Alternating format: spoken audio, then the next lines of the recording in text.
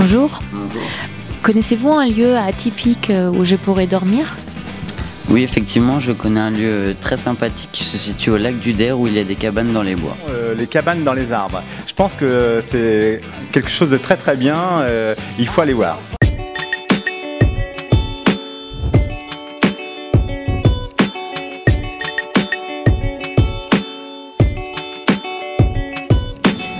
Bonjour Jean-Luc.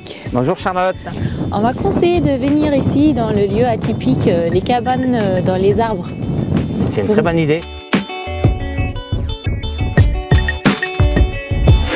Ici on se trouve dans les cabanes champignons, c'est ça? Oui. Combien de cabanes avez-vous ici dans les bois? Alors, donc pour l'instant on a 4 cabanes, il y en a 2 autres qui sont en construction et au terme on aura 10 cabanes.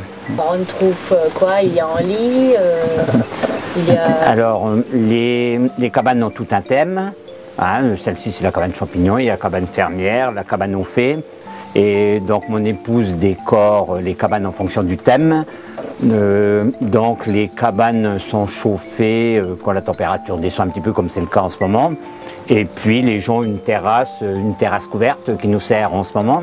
Et puis une terrasse en plein air où ils peuvent prendre leur repas du soir et puis où ils prennent très souvent leur petit déjeuner qu'on leur amène au pied de l'arbre vers 8h30, 9h le matin. Et c'est à quelle hauteur?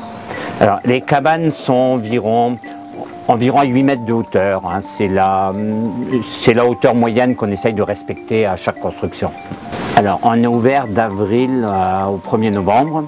Ah, toutes les saisons sont bonnes, hein, elles apportent toutes une petite touche. Hein, bon, en été c'est la chaleur, en ce moment c'est l'essence du printemps, donc c'est très agréable.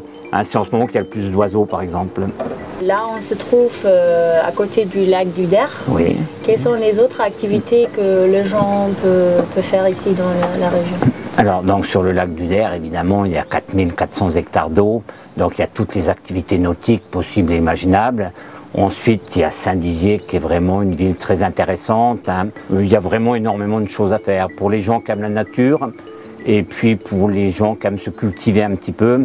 C'est vraiment une très belle région.